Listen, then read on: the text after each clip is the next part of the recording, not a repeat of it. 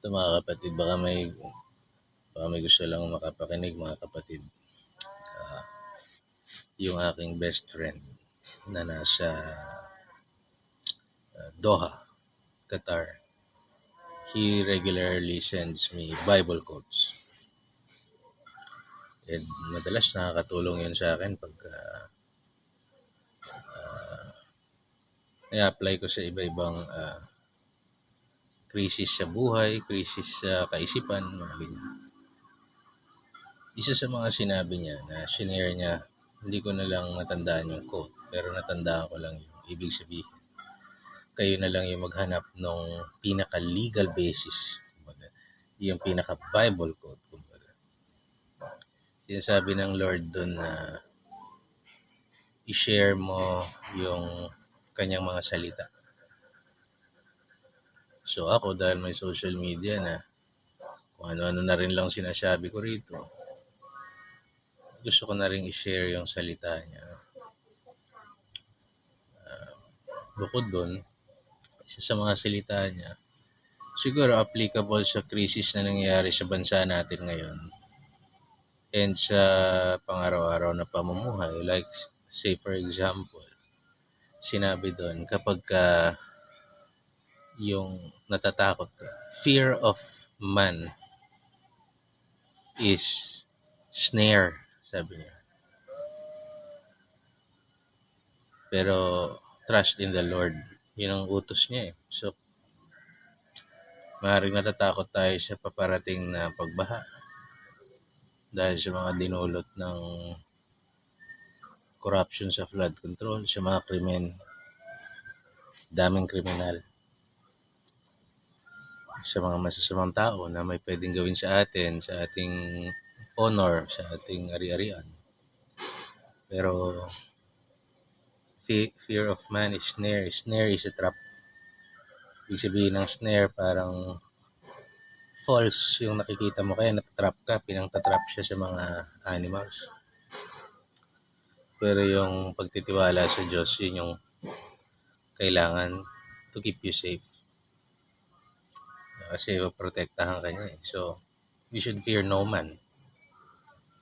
Kahit gaano pa sila kapangyarihan, o sino man silang mga utang ina nila, gagawa sa iyo ng masama, should not fear them. Minsan, nalalagay tayo sa mga sitwasyon na parang wala kang remedyo.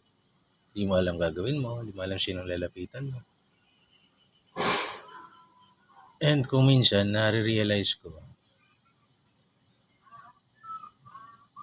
talaga palang siguro, mahalaga yung mga krisis o yung mga pagsubok sa buhay. Kasi kung wala nun, hindi naman tayo lalapit sa Diyos. Pagka wala ka nang malapitan, doon mo lang naalala yung Diyos.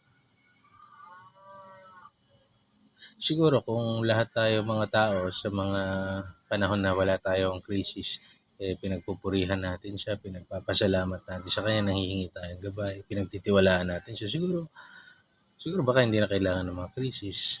Kaya lang, nalilimutan natin siya pag masarap eh.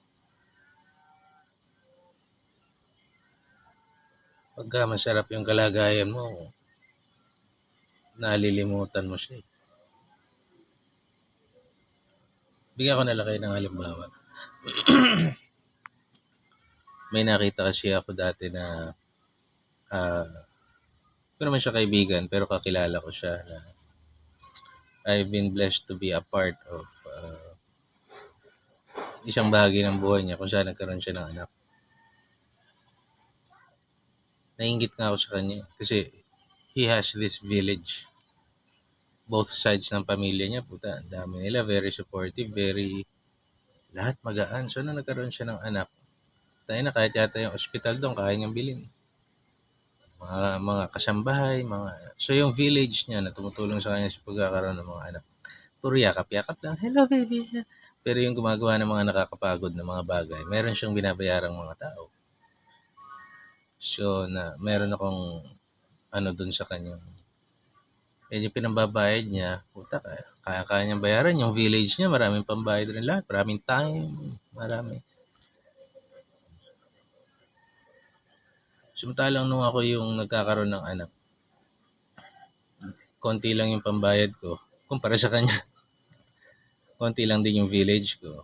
Kasi yung mga nanay namin may edad na, may irapan din sila. Tapos kami nung partner ko. Dasal ako ng dasal. Kasi pag may nangyari dun sa bata, wala ka nang, alam mo yan, sakto lang yung meron ka pagka ikaw na talisod. Puta, ino mo. Lagapak eh. Dasal ako ng dasal sa kanya. So, nung nilabas na malusog yung anak ko, maayos yung partner ko. Laki ng pasasalamat ko. Dasal ako ng dasal sa Diyos. So, kinumpara ko yung mga buhay namin dalawa.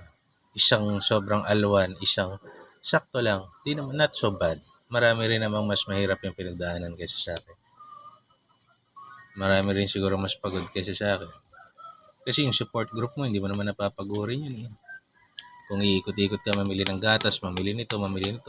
Ikaw na yung may pambili, ikaw pa yung pagod eh. Pero, ganun talagang buhay eh. Ganun ang life.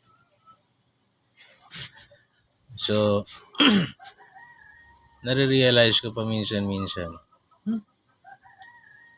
kung ako nakukuha ko lahat ng gusto ko at sobrang komportable ng buhay ko, wala akong kinakatakutan, malilimutan mo yung Diyos.